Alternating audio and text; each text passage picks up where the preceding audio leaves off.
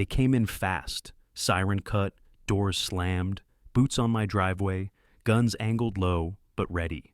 Saturday sun on chrome, soap running off my old Ford in White Rivers. My wife, Emily, stood on the porch in leggings and a windbreaker, hands open at her sides, holster on her hip like a quiet dare. "Officer, she's armed!"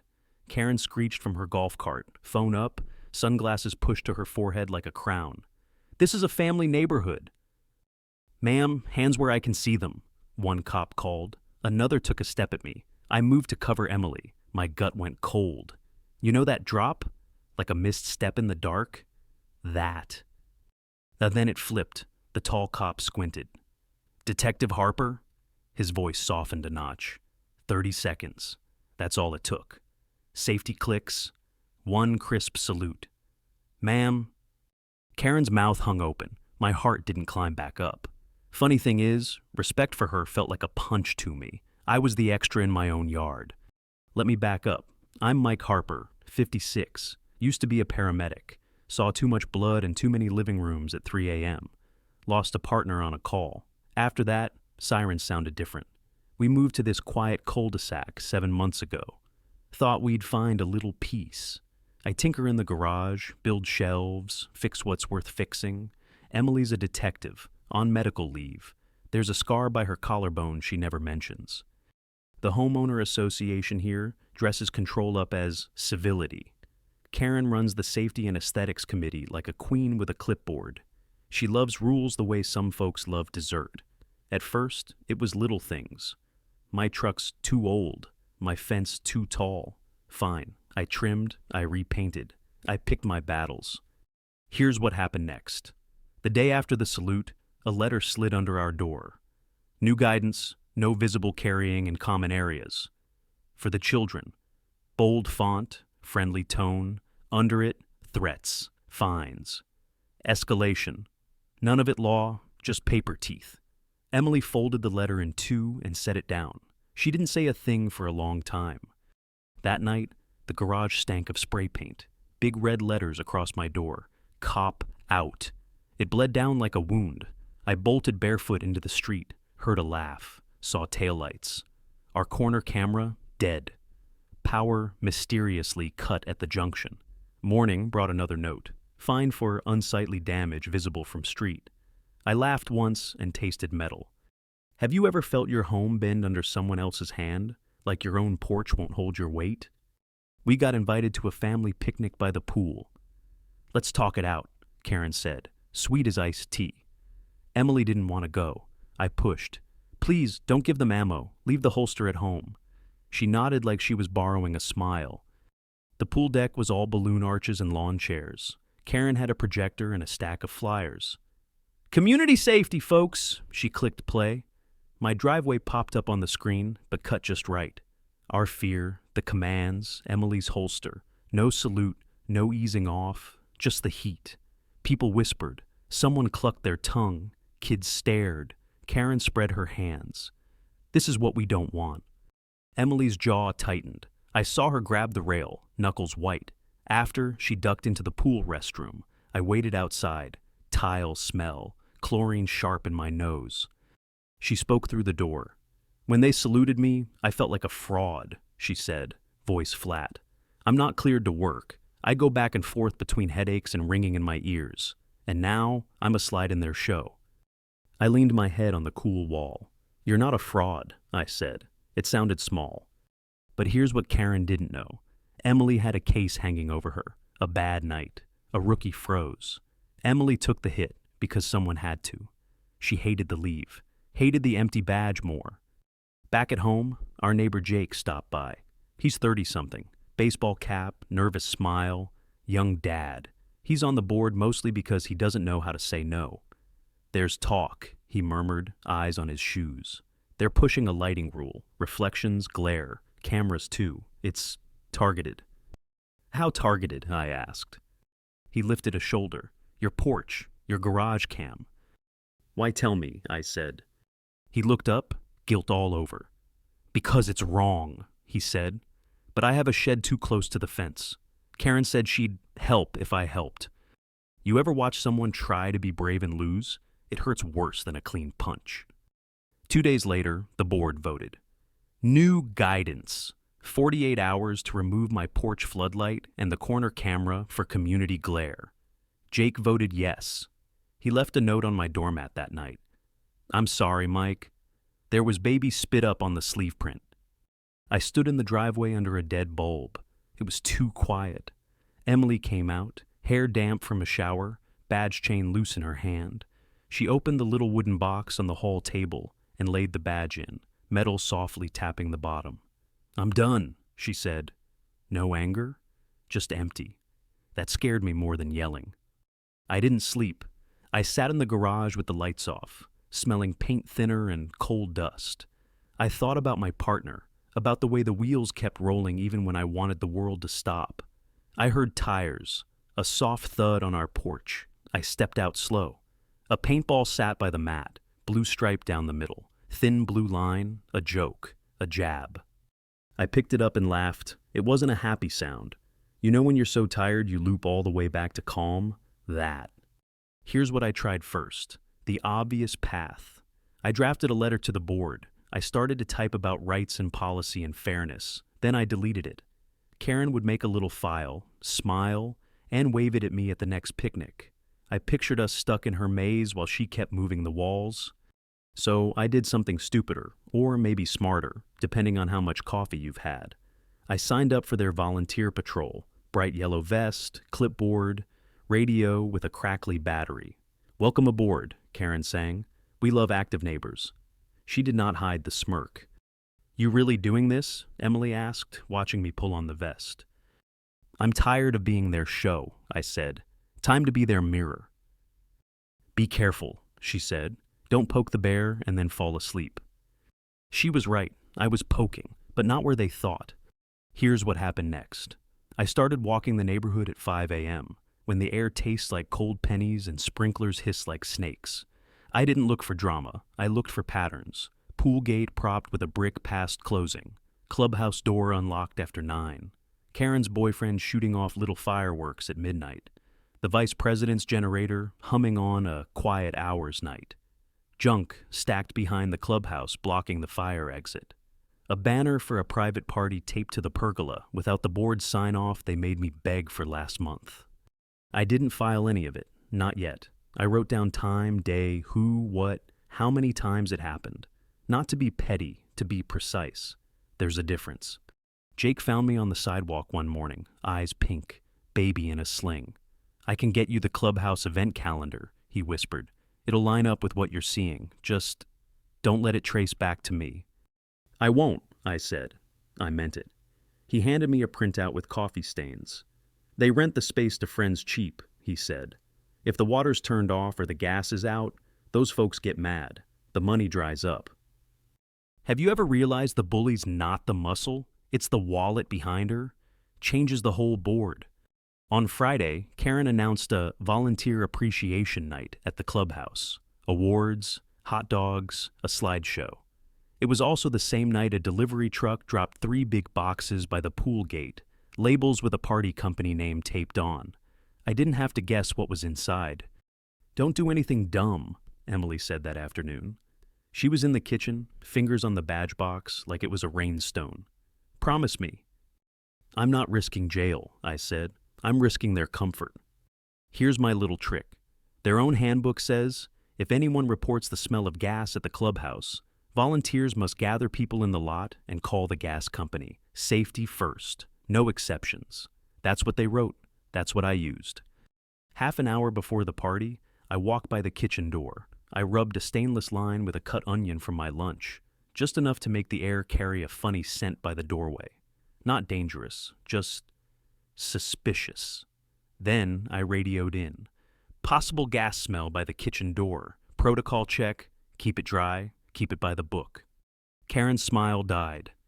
Everyone outside, she snapped. Let's be safe.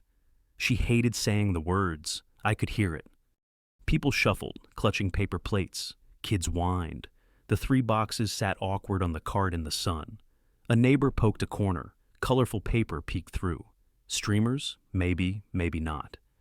The gas tech rolled up, slow, bored, doing his job. He checked the meter. He sniffed with his little wand. "No leak," he said, "but due to a report, I need to shut the gas off for 24 hours and tag this. Standard." One sentence. Karen's face went pale, then red. "You can't," she said, voice low. "I just did," he said, friendly but firm. He clicked a little lock on the valve. That was that. Parents looked at Karen. The vice president tugged her sleeve. "What about the awards?" he hissed. Karen tried to smile to the crowd. "We'll move to the parking lot. Community spirit." Her voice shook. The wind lifted the corner of a label on the boxes. Fireworks leaned into view like nosy neighbors. People saw.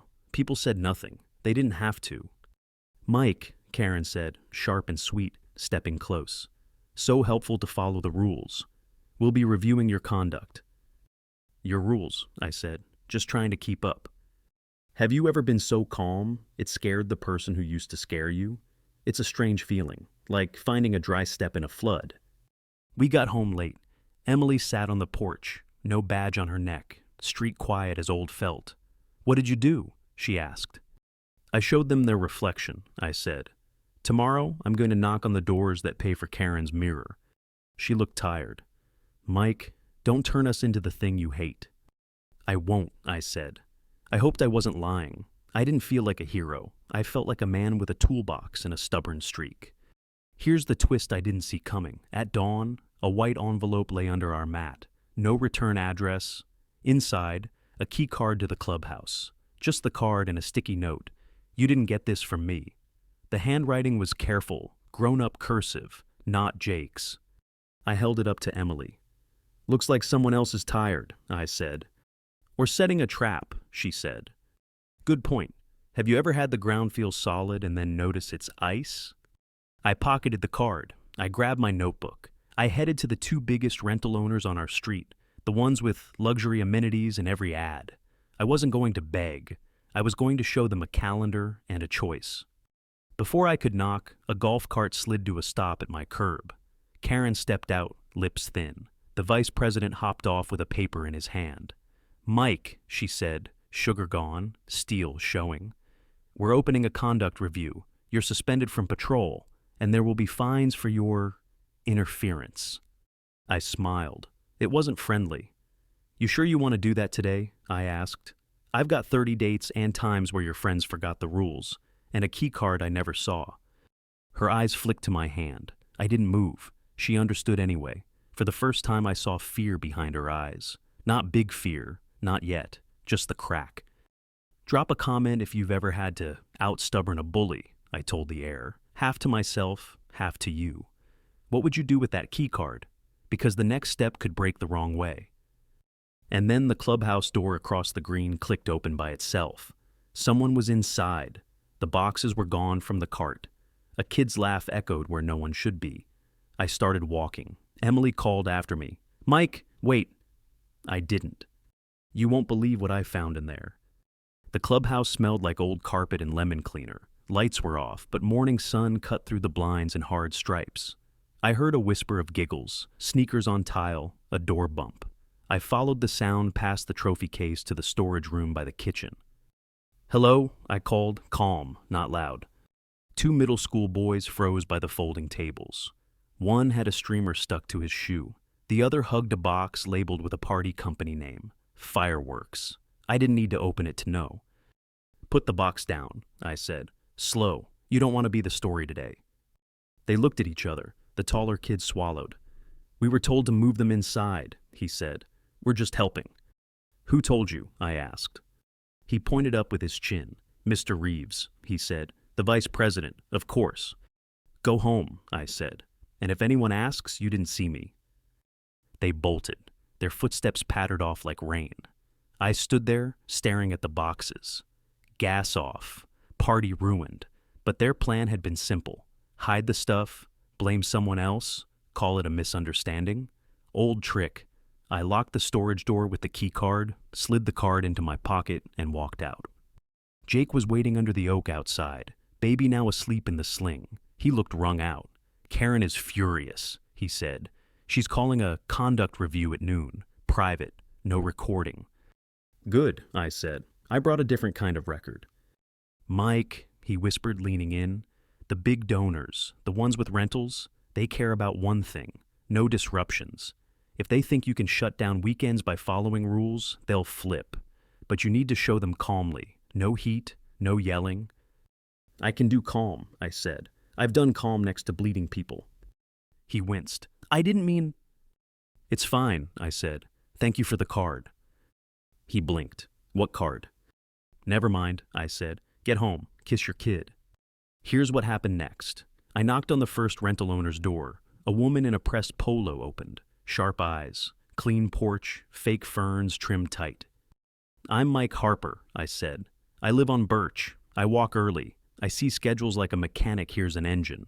Your renters pay for heated pool and community events. I have dates where those got cut because of sloppy rule breaking by the folks running this place. If you want, I can trigger those cuts any weekend by using their own handbook. Or we can make the rules apply to everyone evenly, and none of us loses money or sleep. Your choice. She watched me the way a banker watches a pen. Show me, she said. We sat at her kitchen island. I put down my notebook. Times, days, what failed, who caused it, how it ties to the party calendar. No drama, just lines on paper. She didn't need me to say the word leverage. She could smell it. Who else has seen this? She asked. Only the person who matters next, I said, and gave her a name. The second big owner. She nodded. She didn't ask for copies. She didn't have to. By 10:15, I was at the second owner's place. He wore golf shorts and a tired face. I gave him the same choice. He stared at the pool from his deck. They promise stability, he muttered. All I ever get is noise. Stability is easy when rules are fair, I said. Hard when they're a toy. He tapped the table. We'll handle Karen, he said, quietly. Do it by noon, I said. They're trying to sideline me. I don't mind being sidelined. I mind lies.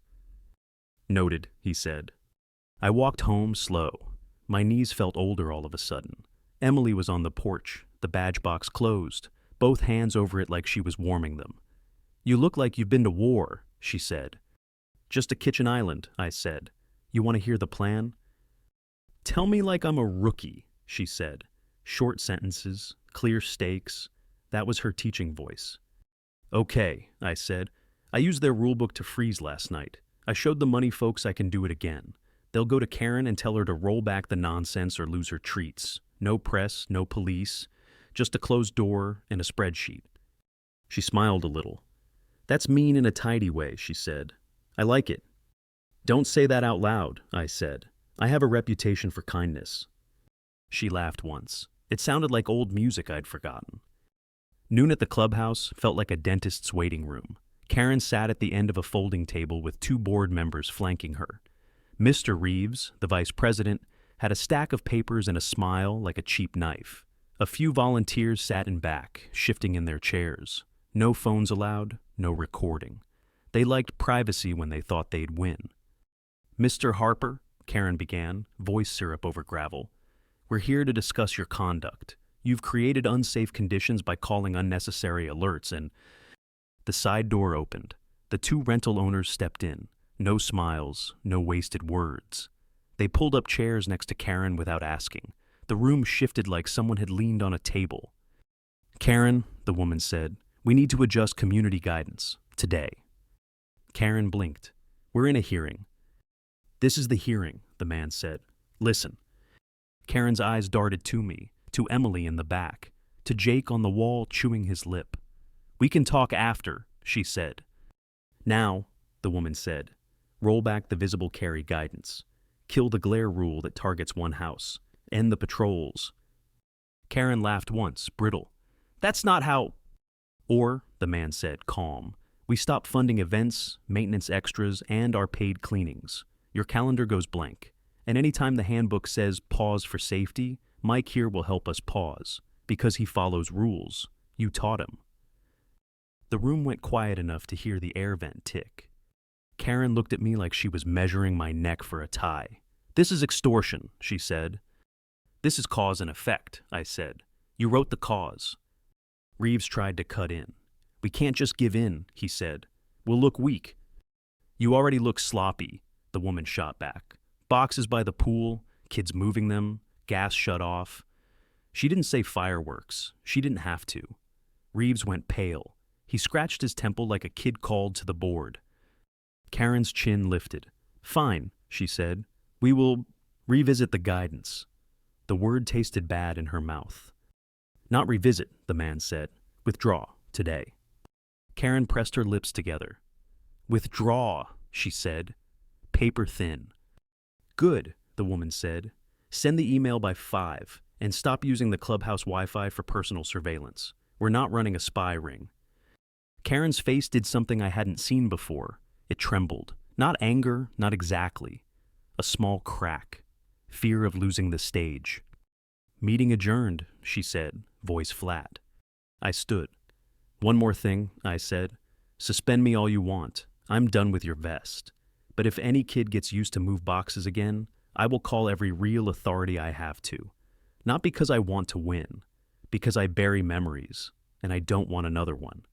She didn't answer. She couldn't. We walked out into the heat. Emily didn't speak until we hit the sidewalk. You did it, she said. Not yet, I said. Wait for 5 p.m. We waited. We didn't do dramatic waiting. We did dishes. We oiled the garage door. We sat on the porch steps with sweet tea and watched a squirrel yell at the world. At 4:57, my phone pinged. Community email. Correction to recent guidance. Official words. Soft tone. Clear points. Visible carry rule withdrawn. Lighting and camera, glare policy, scrapped pending a full review. Volunteer patrol paused to recalibrate goals. It was a fancy way of saying, we're done for now. Emily read it twice. She set the phone down. She didn't reach for the badge. She reached for my hand. Funny thing, she said. When they saluted me, I felt like I didn't deserve it. When they folded today, I don't feel like celebrating. I just feel quiet. Quiet is the prize, I said. We don't need fireworks.